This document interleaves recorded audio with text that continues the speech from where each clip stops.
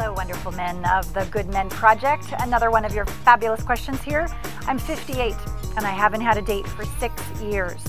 Am I too old? No. First, you're not too old. You're never too old.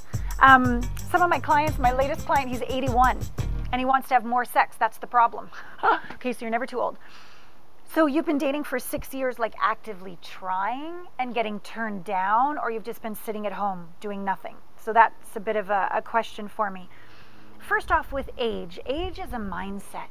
There is so much life force energy, sexual energy available to you when you allow it, when you really tap into what turns you on, when you really penetrate the world with who you are.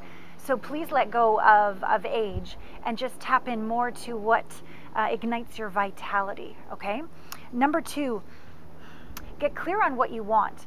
Maybe you've been unsuccessfully dating for 6 years because you're not clear.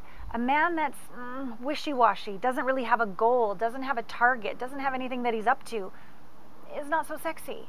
But a guy who's like, hey, I'm retired and this is what turns me on now, this is where I'm giving back, this is where I'm growing, that's exciting to a woman. That makes her feel like, you know, this wall right now, like, she can rest into you because you are centered and focused and going for it in life. So what do you want?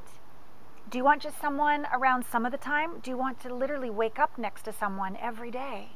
Get clear. And quite often clarity is all it takes to kind of make this floodlight of energy go into a laser.